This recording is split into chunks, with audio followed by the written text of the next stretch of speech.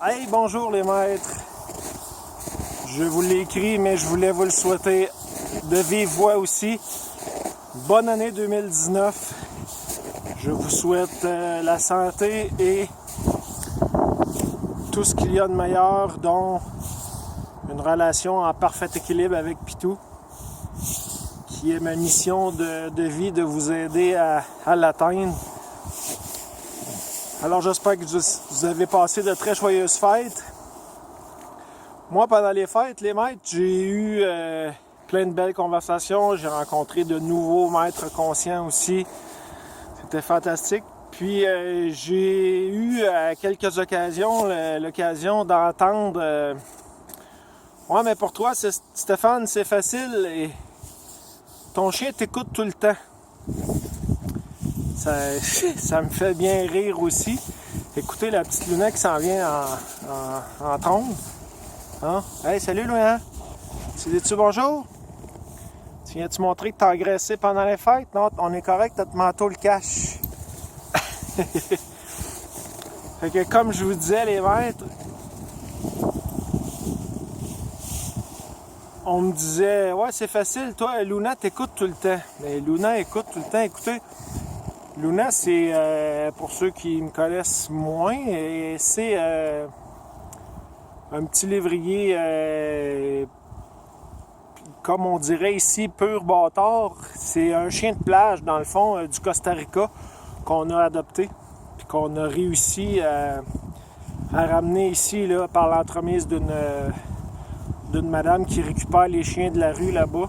Elle était abandonnée. Dans le fond, c'est sa mère qui était une chienne de la rue qui a eu une portée là, de 3 chiots, puis qui était malade, puis bon. Fait que Luna, de tous les chiens que j'ai eus, est le chien, il n'y en a pas un qui est pareil, on le sait, mais est le chien que j'ai eu le moins d'heures à investir avant qu'elle assimile le mode entraînement, qu'elle sache, qu'elle connaisse son rang, qu'elle marche dans le cadre qu'on lui établissait puis qu'on définissait. Fait que c'est un petit peu ça, je pense, le problème que les maîtres, pas tous les maîtres, mais en majorité ont de la misère à comprendre, c'est pas le chien, ou c'est pas la capacité du chien. Oui, il y a des races plus intelligentes que l'autre, mais c'est juste dans l'association de mots qui peuvent interpréter l'intelligence, soit dit, des chiens. Ce qui n'est pas fait quand vous avez de la misère à vous écouter, c'est le mode entraînement qui est négligé. Plus vous allez soumettre votre chien en heures à une période d'entraînement, plus il va comprendre que lui, en entraînement, il faut qu'il se place en mode obéissance. C'est pas plus dur que ça. Puis comme je vous répète depuis le début et que je vais vous répéter en 2019 aussi, la méthode la plus facile pour que le chien se programme en mode entraînement, c'est la marche au pied.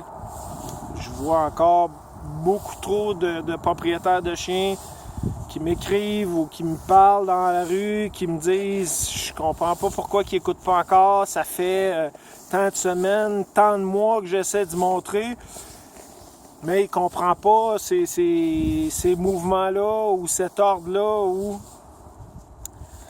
Écoutez, si le chien se déprogramme pas du fait que si lui se promène en avant, que dans sa tête à lui, il est le maître, pourquoi il y aurait à vous écouter?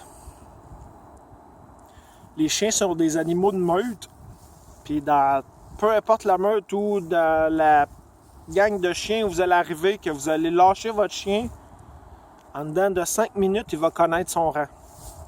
Il va connaître sa position face aux autres chiens, puis il va savoir les limites lesquelles il peut aller, puis où ce qu'il ne peut pas aller.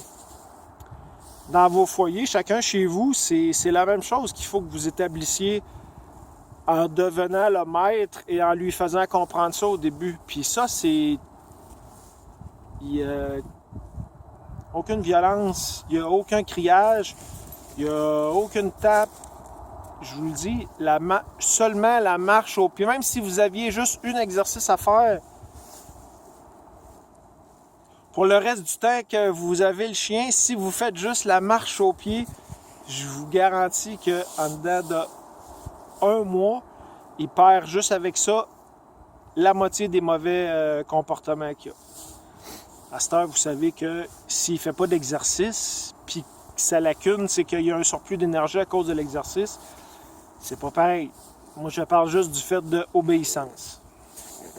Il peut y avoir beaucoup d'autres lacunes, mais celle-là, comme je vous dis, c'est mon cheval de bataille, puis j'en démords pas parce que de ce que je vois au quotidien, c'est vraiment pas compris. C'est vraiment pas assimilé comme principe que si vous laissez marcher le chien à 5 pieds en avant de vous,